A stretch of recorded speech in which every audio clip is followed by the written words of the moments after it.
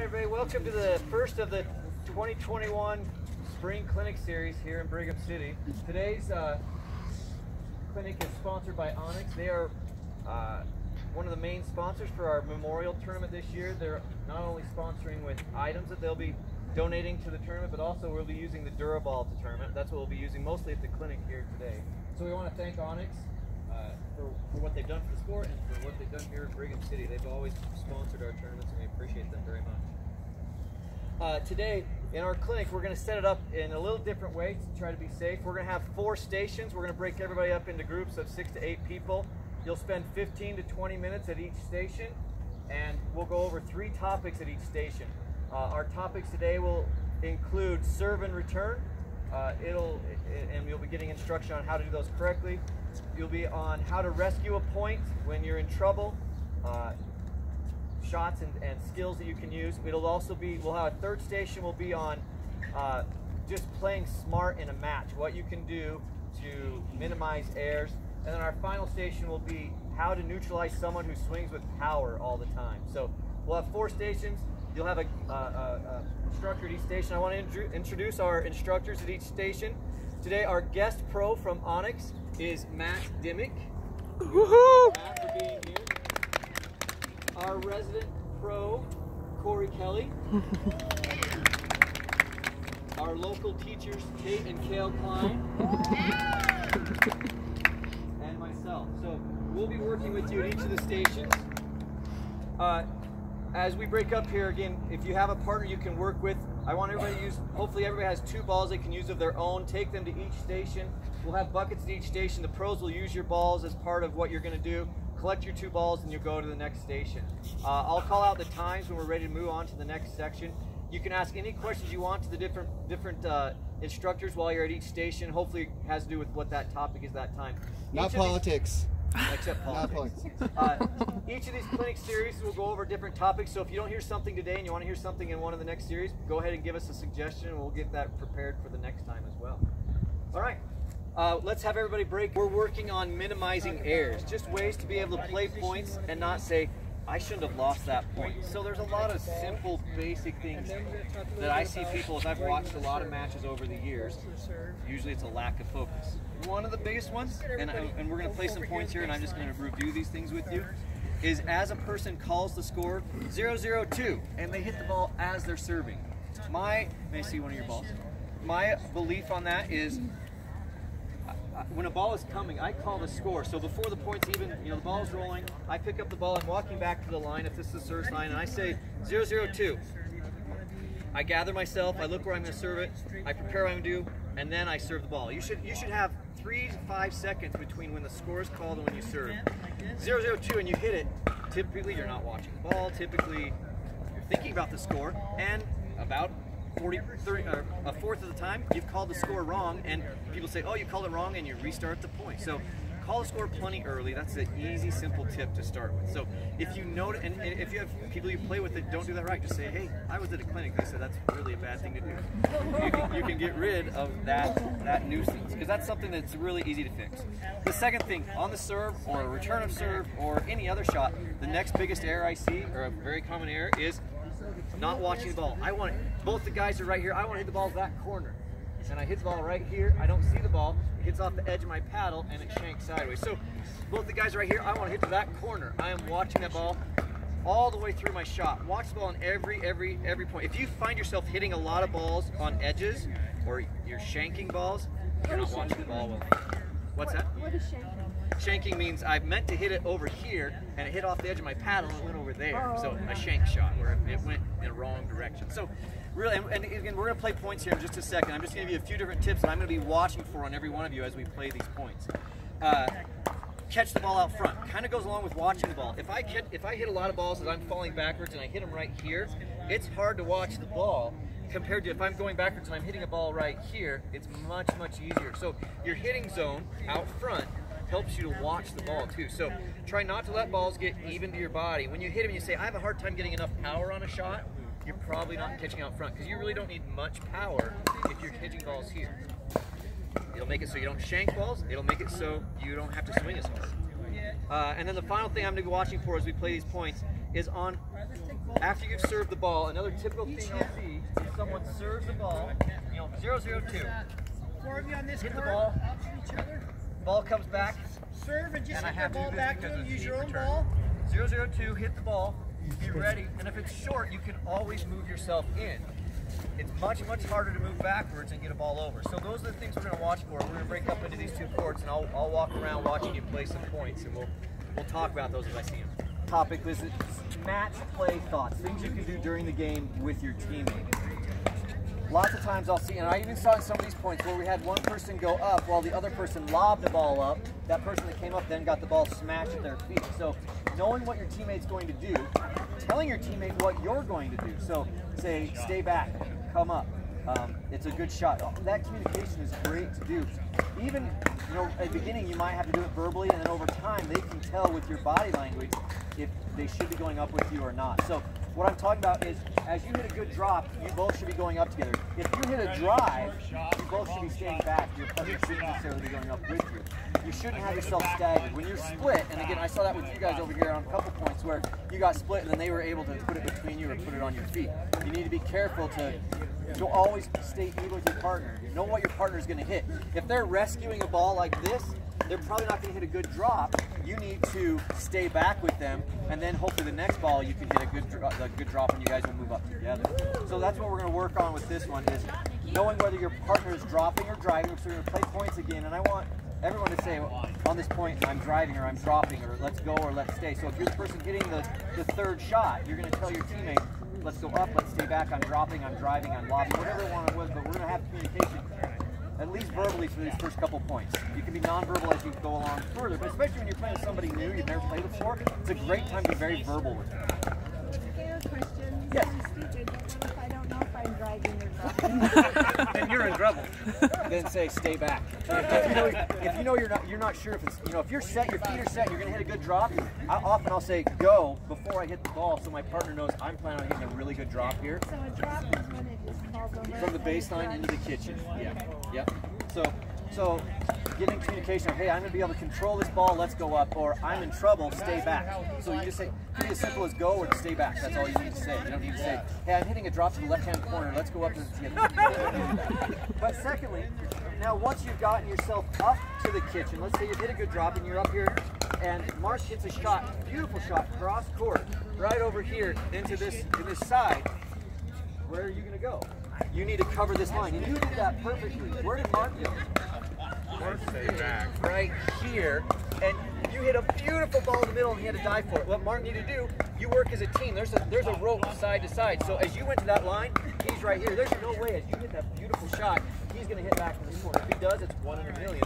So you're right here. He puts it there, and you're like, yeah, we got this point. Instead, you dive for it. So working as a team where that ball goes. So if that ball goes to that side, you both are sliding this way. If the ball goes to that side, you both slide back over this way. So working in unison, not just vertically, but also horizontally. So once we get up in the kitchen, I'm going to be watching and give you feedback about covering those holes. There's the A alley, the B alley, and the C alley.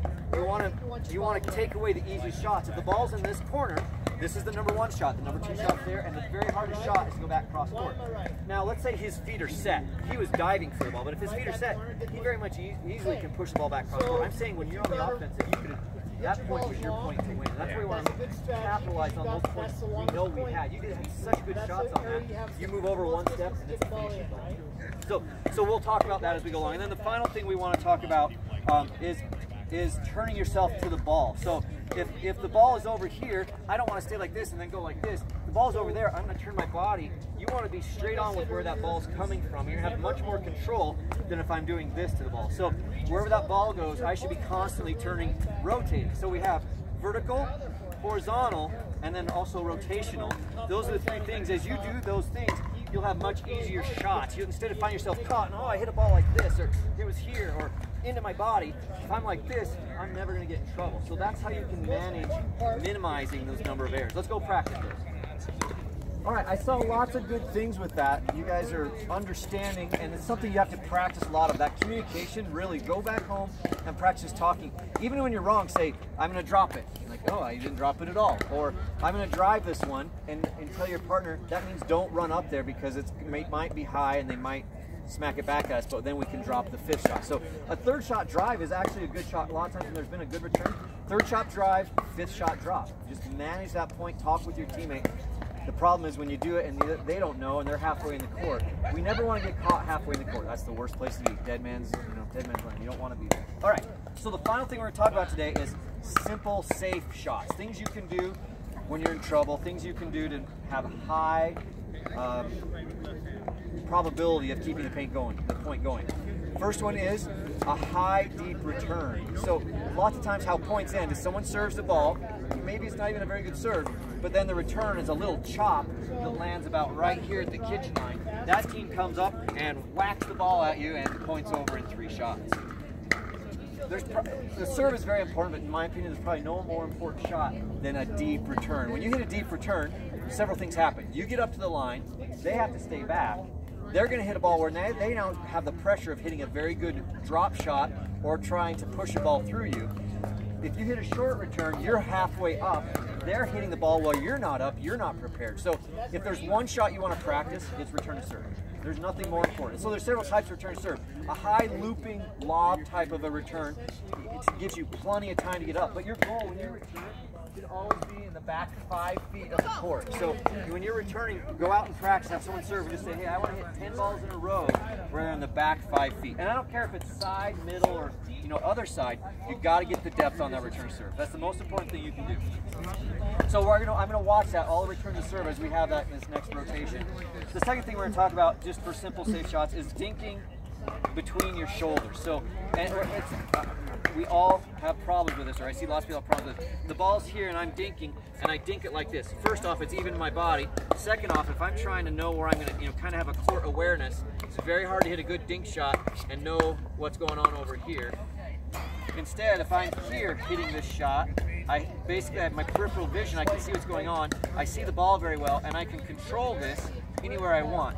You shouldn't get comfortable dinking to your sides. Now, we're going to do it at times, it has to happen, but if I can move my feet and do this instead of do this, I'm going to have a much better shot. So I'm going to be watching your dinks to see if you're catching balls out front and like this. It should be like putting in golf. You want to be here, not here. So every dink shot, the more you have it between your shoulders, between your knees, the easier that dink is. So it takes footwork with it. You can't say, well, it's supposed to be between my knees. It's like, oh, he's going to dink it to here. Okay, I'm going to move over to that spot. So it's a small step where I'm dinking like this all the time.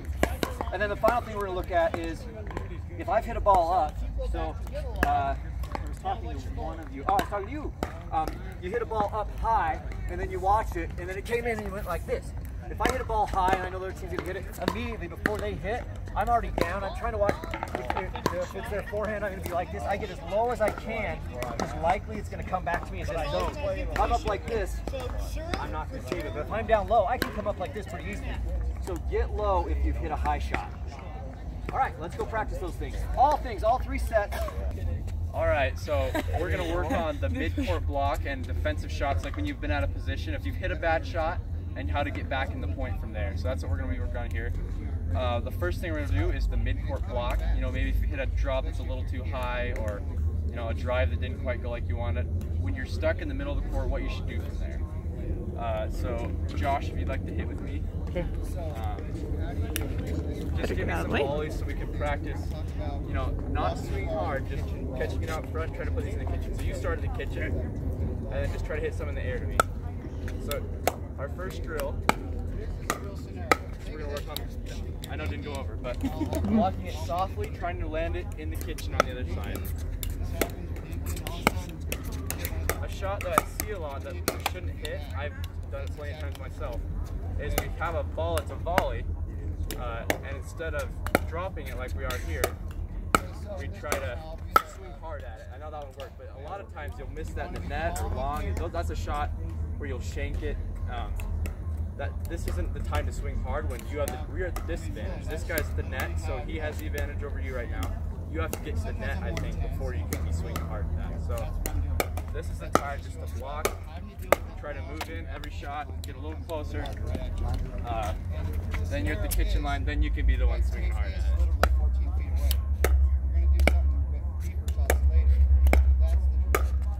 Just like that, right in the kitchen. All right, so if you guys have the idea, go ahead and hit I'll wait for Troy to get back. Okay, so like if you've hit a bad drop or a bad lob or whatever that third shot you decide to hit, and you're out of position, what you should do then. So what we're going to be talking about is just focusing on, you know, instead of hitting that ball hard or, you know, trying to win the point on the next shot, after you're out of position, you should just be trying to, you know, keep it over, get one more shot in, not trying to win the point on that shot, but just making sure you don't hit it in the net, because you can't win any of the points that you hit in the net. So we're going to be working on like kind of a lob drop that gives yourself some. So if you could hit it about here, Troy, that'd be great. All right. So you start off the line. Hold too far. I'll give you a little more shell. Yeah. So still on this side of the court. So you're gonna be working on. You know, you want to give yourself some time when you're out of position, because if I just drive this ball, I'm not gonna have enough time to get ready. I'll lose that point quickly. You got to put some air on the ball so you have time. To, you know, reset, get back in the point, and really this shot, it's just focused on getting one more over. You don't want to lose on, you know, if you could have got that ball over, maybe they would have missed their next volley or whatever it was. You just don't want to end the point on your paddle. So just really work on, put some height on the ball, rescuing it over there. So this whole drill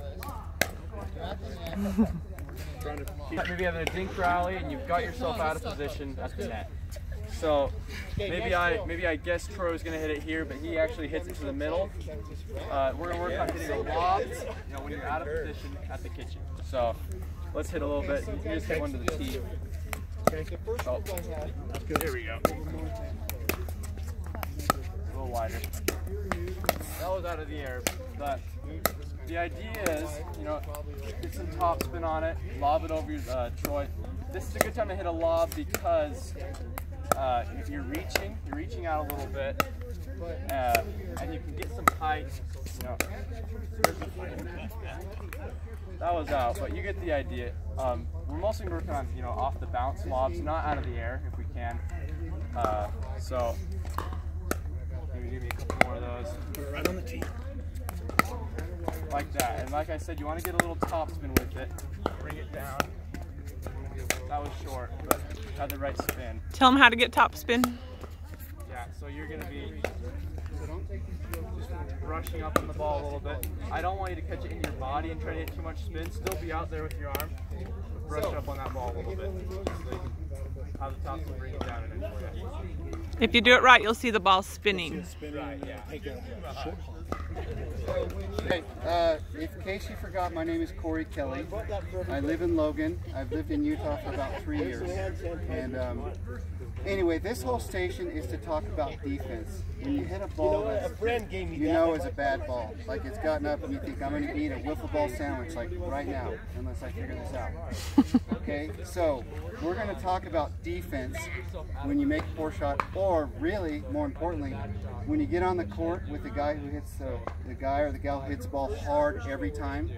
How do you deal with all the hard stuff? Okay, so if you back off the court, I'm going to show you Tate, give me your partner. Who in here has had kids that have played t-ball? You have kids that play mini pee-wee basketball? You know when they're 5 and they're in right field and they stand like this? Remember that? When they did, you're like, come on, son. Can you get in there? Okay, pickleball is the same way. You have to get in a ready position to play defense and do it hardball. So, when you make a mistake, you automatically, this is a ready position. This is an athletic position. And I don't care what sport it is. Okay, you can't be your 5-year-old or you're going to eat a ball. Okay, so here's the drill on this first one. Do you have a ball? Okay, so we're just at the kitchen here. We're dealing with speed. And you hit me hard. Okay, is what happens when you're here and you get a hard one? How do you deal with that? Do it again. Yep. Here. Oh, there it is. Okay, do one more and then I'll explain. Okay, that's really how the drill is. Now, you notice I use my backhand most of the time.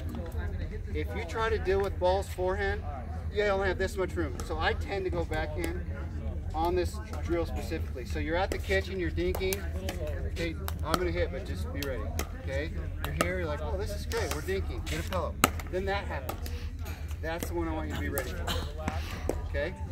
How you deal with that hard ball. So you catch it, get it back in the non-ball zone. Okay, let's break up. Tate will take 4 over here. I'll do a group over here. Okay? On a scale from 1 to 10, it should be about a 3. Okay, here it comes.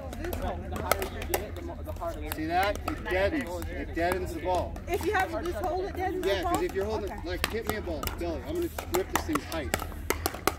The thing flies. But when I'm loose, it just drops right in the kitchen. Okay. Was that drill number 2? Yep, that was one. Okay, number 2. Okay. Oh, this is fun. Okay, here we go. Here's the drill. You're playing and you get in trouble. And when you get in trouble in pickleball? When it's hit high and yes. you're going to slant on. And we all do it and we think, I'm never going to do that again. Then you do it 2 points later. Okay, so you go like this. Here's the drill. Defense. What happens when I make a mistake? Uh-oh. Yep. Do it again. Watch what happens as soon as I do the uh-oh moment. Okay? Let me do it one more time. Uh-oh. Okay. Okay, see how I got back in the point? Those are 2 shots that really happen a lot in pickleball. So, who in here has actually said, uh-oh, loud on the court? Okay, we all have done it. Okay, when I hear the uh-oh person, I think, oh man, they're in big trouble. Because they just told me they messed up. Okay? First of all, don't be the uh-oh person. Okay? Because if you say uh-oh to me, you're eating this thing. It's your shoelaces. I'm not going to ready. Okay, so, but when you do, here's how it looks. Uh-oh. Get back. You get wide. Drop your paddle. Okay? It's like this. Uh-oh. Split step. Get wide. So you can deal with the ball. Okay? There's only so many places that person can hit the ball. This court is not that wide. If there's 2 people here, I can pretty much reach any shot they're going to hit. Is that about the right depth? Yes, because I think if you make an uh-oh, you only have time to take 1 or 2 steps. Okay, now if you get a big uh-oh, like this, I'm like, oh, back here. Okay. It does. Oh, you mean the uh-oh, tell your partner? I can buy that. But they ought to know. I say, go. Do it. I messed you up, man. Okay, here's how this works. Scenario. You have 4 people at the net, and I make this mistake and hit a ball about that high. Okay? Usually, your partner leaves and you stay. Okay? Because if I hit the ball up here, he's usually not going to have the ability to hit it super hard this way. He is going to be able to drill my partner. So that's when your partner backs up and you kind of stay to cover this. That happens. Okay? Alright, so the drill. You're going to have a teacher and student. I'm the student. Uh-oh. How am I going to defend this? Okay, that's perfectly... That happens all the time in pickleball. Okay, so that's the drill, how to defend. And the whole point is to stay in the point, not just give up. One of my rules is never, ever give up on a point. Watch this. Okay, even this one. I don't even give up on that. That literally happens. I don't even give up on that ball. Well, some of us go like this. Oh, man. Turn. It's a wiffle ball. It's not a bullet. That's all I say. Okay. So, all right, let's switch up. See? Now, in the spirit of hitting the ball hard all the time, now you're dealing with the guy or the girl at the court. All they do is hit the ball hard all the time. Perfect. You've had that right? You just play a small game of tennis? Okay, Tate. You're up here. Okay, you deal with this person. All they do is do this. Every ball they hit hard. Okay, hit me a ball, Tate, just a regular ball. You got this guy.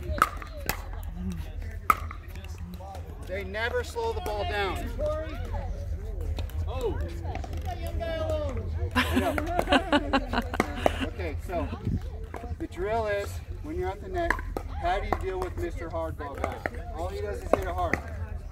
Feels like he's Yeah. Get out of the way a lot, or deal with it. Okay, hit me some balls. Okay, he's gonna hit him hard at me. That's not a real good shot, right? That's just hitting it flat back to him. Okay, here's what I want you to work on. You get it hard, make him pay. Do something with it. Make him pay. You can usually anticipate it. Hit it. Do something with it, but not just a flat ball back to him, not another fastball. You know. Yeah, so hit me one more right here. Get it somewhere, but not flat and floating. Okay, and it's gonna happen. One more. Okay. Okay, one more. Okay. Ooh. You know, what are you gonna do? That's out, of course. So rather, I mean, when you're up front and they real close your feet and you're just kind of blocking. But this is a block with a little extra action. Perfect. Get it perfect. And it's not just a straight pass, either an angle or a down ball. Okay, you want to get it at their feet. Okay, let's split up, same groups. Okay, in a real pickleball game, I'm not going to hit it right at you. I'm going to make you reach. Okay, so when it's coming right at you, I'd love, if I can anticipate, I'll get out of the way so I have this and go, don't do that again, because I just hit a winner. I'm saying in my mind, don't do that again. Big mistake. Okay? No, I'm joking. What I'm saying is, if I'm playing against a banger and they decide to hit it really hard at me, I'm going to anticipate it. The first time they do it, kill it for a winner, and in their mind they say, well, I'm not going to do that again. I've taken a part of their game away. Okay, so I'm going to hit it wherever.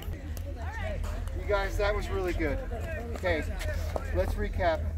Okay, and I want to tell you that I've been playing pickleball for 3.5 years. When I was a 4.0 and a 4.5 and up to 5 drills, I still drill probably more than I play. Okay, walking out and just playing is not going to get you better. You have to work on these things if you want to get better. We're all here for different reasons. Okay, so we talked about defense. This whole thing today is how to defend against a hard ball hit at you, whether it be at the net, whether you do the or whether you have the guy that hits from the baseline hard ball. Be ready for that, for a hard guy. And the goal is defend it, stay in the point. Second, break my will. If I hit hard, and you guys just keep hitting them back, I'm going to stop doing it after a while. Then you've taken a part of my game away. Okay? And really, the reason I teach this, and tell you, is my game is kind of about more defense than offense. Because we make more mistakes in this game than we do winners. Like baseball, 3 out of 10 hits is 300. You're awesome in baseball. It's similar in this game. You're gonna mess up, so be ready when you mess up. You don't say, you turn and just let him hit it. Okay? Any questions? Wait, don't tell me. No, there's one in Salt Lake. That team on the...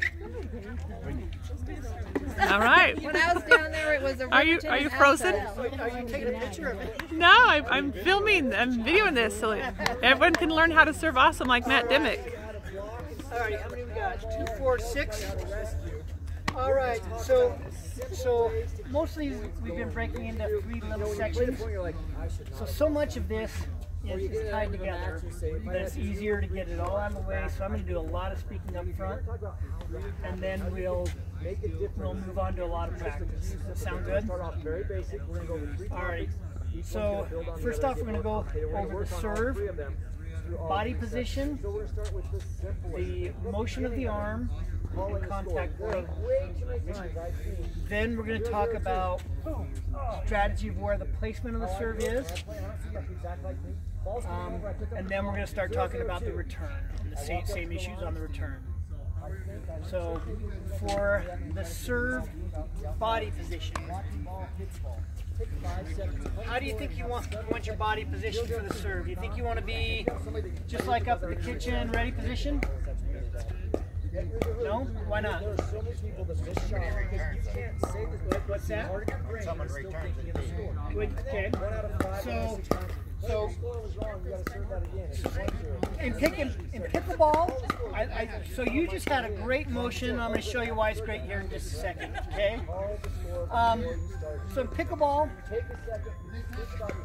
there's never and always in pickleball. As soon as you say never do something, you see an amazing player, some player out there doing exactly that and having terrific success with it. Okay? So you got to take best practices and apply them to your game and how your swing works. Okay. So as far as best practices go for the body position, you're going to want to be turned to the side. Your paddle foot back, your off foot forward, so that you can transfer weight from your back foot to your front foot. Okay. So you want to use your entire body and your arm to create the pace of the serve, so you're not trying to use all arm. Anytime you start using all arm, you're putting too much energy in it. It's too hard to be consistent. Right? So, paddle foot back. You start with your weight on your back foot, knees bent. You're going to transition weight from the back foot to the front foot. Where do you think you want to make contact with the ball? This is our very basic first of the three things. Mr. B, where do you want to make contact with the ball? That's great. Oh shoot, they hit a good return. Out in front of you. How many points have we lost that way? So just in front of that front toe. Make sense? Alright. Okay, so we got turn to the side. Well, look at my body. Is my body really turned to the side? Got my back foot back, front foot forward. Body is slightly to the side, but pretty close to forward. As I transition, weight to the front, my body's going to be facing pretty close to straight forward. Make contact out in front. All right, add in the next motion. What am I doing with my arm?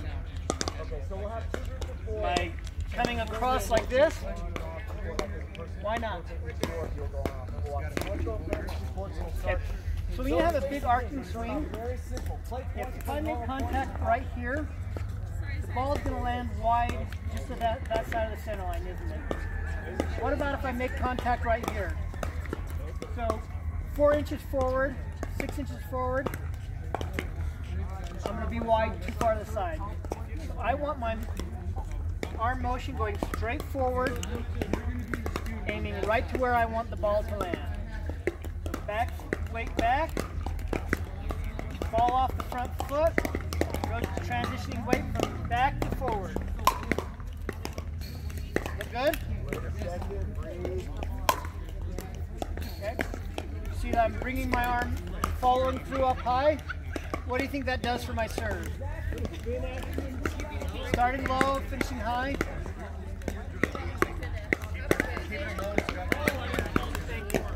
Trading top spin. It's going to help the ball come in. All right. So again, we're going to take care of a whole lot of information up front here and then do a lot of practice.